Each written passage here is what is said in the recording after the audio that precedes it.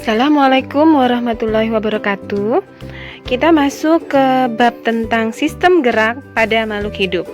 Kompetensi dasarnya adalah menganalisis gerak pada makhluk hidup, sistem gerak pada manusia, dan upaya menjaga kesehatan sistem gerak. Nah, materi pertama kita hari ini adalah belajar tentang gerak pada manusia, yaitu subbahasannya adalah rangka. Rangka pada manusia dibedakan atas tulang rawan, tulang keras, dan jaringan ikat. Tulang keras berdasarkan letaknya terbagi menjadi tulang pembentuk tengkorak. Kemudian yang kedua adalah tulang pembentuk badan, dan yang ketiga adalah tulang pembentuk anggota gerak. Sedangkan berdasarkan bentuknya, tulang dibedakan menjadi 3, yaitu tulang pipa, tulang pendek, dan tulang pipih. Jaringan ikat. Jaringan ikat terbagi menjadi 3 bagian, yaitu 1, sendi mati, kedua, sendi kaku, dan yang ketiga adalah sendi gerak. Sendi mati kita sebut dengan sinartrosis. Kemudian sendi kaku adalah amfiatrosis. Sendi gerak adalah diartrosis. Sendi mati, sendi yang memungkinkan tidak ada pergerakan sama sekali. Contohnya apa? Contohnya adalah sendi yang terdapat pada tulang tengkorak, kepala. Kemudian yang kedua adalah sendi kaku. Hubungan antara satu tulang dengan yang tulang lainnya yang masih memungkinkan adanya pergerakan tapi sedikit. Contohnya adalah sendi pada ruas-ruas tulang belakang. Kemudian yang ketiga adalah sendi gerak. Sendi gerak di sini disebut juga dengan diartrosis. Sendi diartrosis, sendi yang menghubungkan antara satu tulang dengan tulang yang lainnya sehingga memungkinkan terjadinya gerakan yang sangat bebas, sehingga kita dapat bergerak. Nah, itu disebut dengan sendi gerak atau diartrosis. Diartrosis di sini terbagi menjadi 5 penggolongan sendi. Ada sendi peluru, ada sendi pelana, ada sendi engsel, ada sendi putar, dan juga sendi geser. Nah, nanti kita akan bahas kembali pengertian dari masing-masing sendi ini, ya. Kita ke pengertian rangka ya, anak-anak. Tahukah kamu apa itu rangka? Ya, rangka adalah sistem penyokong suatu organisme. Nah, kalau tidak ada rangka atau tulang, apa ya kalian bisa bergerak? Apa kalian bisa berdiri? Atau apakah kalian bisa menyusun tubuh kalian?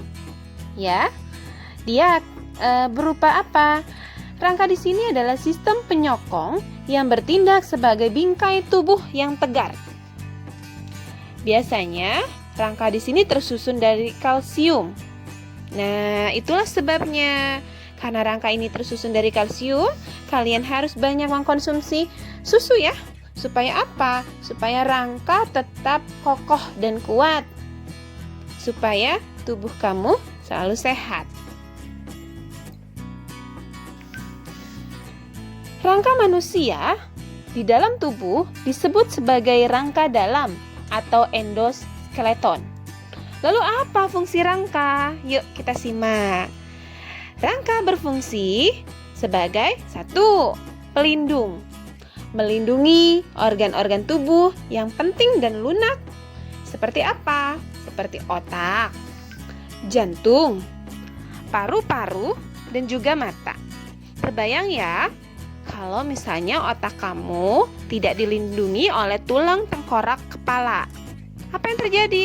Ya, kalau kejedot, jatuh, otaknya berceceran dong kemana-mana. Oke. Lalu begitu juga dengan jantung dan paru-paru. Kalau tidak ada tulang atau rangka yang melindungi jantung dan paru-paru, maka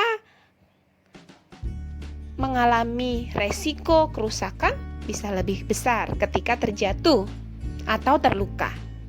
Lalu fungsi yang kedua apa? 2. Tempat melekatnya otot-otot rangka. Kemudian yang ketiga adalah tempat pembentukan sel-sel darah merah. Kita belajar ke komponen tulang ya. Bagaimana sih hingga terbentuk tulang itu?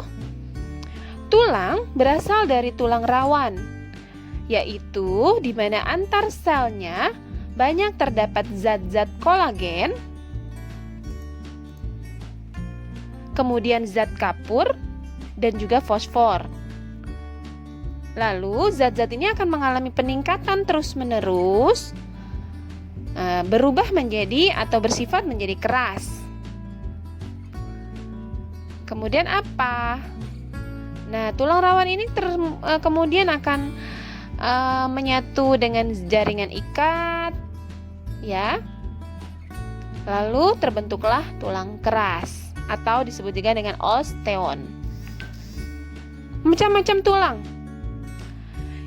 Kalian tahu tidak sih bahwa rangka tubuh kalian itu tersusun dari 206 buah tulang? Wow, banyak sekali ya. Oke. Nah, tulang-tulang ini dibedakan berdasarkan bentuknya, di mana tempat tulang itu berada, dan juga jenisnya. Oke, kita bahas nih. Berdasarkan bentuknya, tulang dibedakan menjadi tulang pipa, ada tulang pendek, dan juga tulang pipih. Tulang pipa, cirinya bagaimana? Kedua ujungnya membesar seperti bonggol. Di dalamnya berisi sumsum kuning dan lemak. Contohnya apa? Contohnya adalah tulang lengan atas, tulang pengumpil, tulang hasta, tulang paha, tulang kering, tulang betis, ruas-ruas jari kaki, dan ruas jari tangan.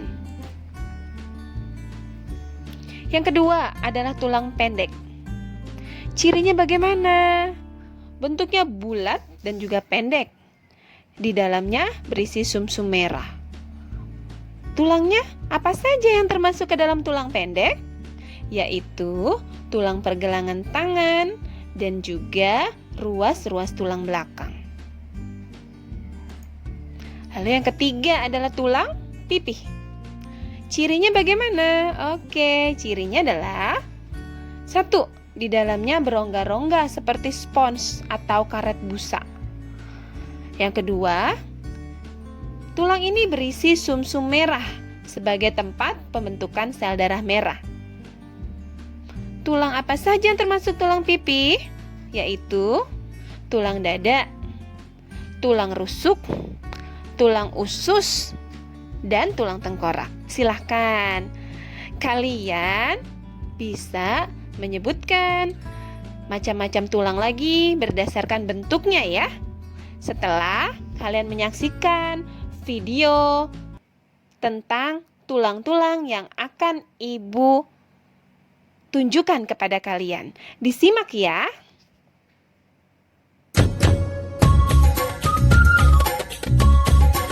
Assalamualaikum warahmatullahi wabarakatuh. Anak-anak, sekarang kita masuk materinya adalah rangka tubuh manusia atau alat gerak pada manusia. Alat gerak pada manusia dibedakan menjadi tulang, otot, dan sendi. Kali ini kita belajar tentang tulang. Oke, tulang pada manusia dibedakan menjadi 3 bagian, yaitu tulang tengkorak, tulang anggota badan, tulang anggota gerak. Nah, anggota gerak dibedakan lagi menjadi 2, anggota gerak atas dan anggota gerak bawah. Kita sekarang bahas satu-satu tulang tengkorak. Tulang tengkorak manusia terdiri dari tulang ubun-ubun, kemudian kita turun ke bawah sedikit adalah tulang pelipis, agak ke bawah dari tulang pelipis ada tulang baji, di belakangnya adalah tulang tengkorak bagian belakang. Kemudian kita ke depan, di depan ada tulang dahi, tulang air mata, tulang tengkorak, tulang rahang atas, tulang rahang bawah. Seharusnya di antara rahang atas dan rahang bawah, di bagian dalamnya ada tulang lidah. Kemudian kita ke anggota badan. Pada anggota badan dibedakan menjadi tulang leher, kemudian tulang belikat, tulang selangkah, kemudian ada tulang dada di tengah. Di antara tulang-tulang dada ada tulang rusuk. Rusuk dibedakan menjadi 3, ada rusuk sejati, rusuk melayang, dan rusuk palsu. Di belakangnya kita ada tulang punggung, kemudian setelah tulang punggung ada tulang kelangkang, kemudian ada tulang usus, tulang kemaluan, dan tulang duduk. Nah, kemudian sekarang kita ke anggota gerak. Pada anggota gerak atas atau ekstremitas atas terdiri dari tulang lengan atas, tulang lengan bawah, kemudian tulang-tulang jari, dan tulang telapak tangan. Kemudian ada lagi ada tulang hasta dengan tulang pengumpil. Tulang hasta sejajar dengan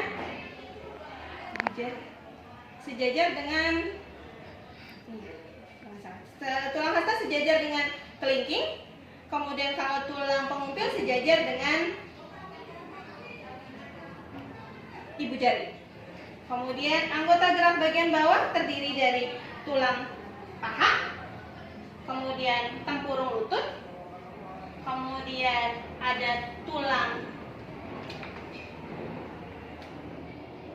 betis dan tulang kering. Kemudian ada tulang telapak kaki dan tulang jari-jari kaki, serta selesai. Tugas kalian di rumah adalah menghafalkan anggota gerak tubuh kalian, ya, berdasarkan seperti yang Ibu contohkan, sebanyak-banyaknya, sehafal-hafalnya.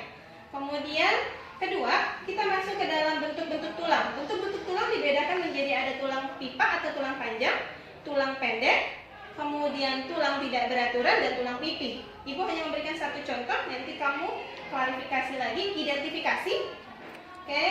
Untuk tulang panjang, contohnya adalah tulang lengan atas. Ciri khasnya pasti tulang panjang atau tulang pipa, bentuk ukuran tulangnya lebih panjang. Kemudian untuk yang kedua, tulang pendek, tulang yang ukurannya pendek. Contohnya adalah pada tulang ibu jari atau tulang jari-jari. Kemudian tulang telapak tangan dan telapak kaki itu juga sama, tulang pendek. Kemudian ada tulang pipih, contohnya adalah pada tulang dada karena bentuknya pipih atau gepek.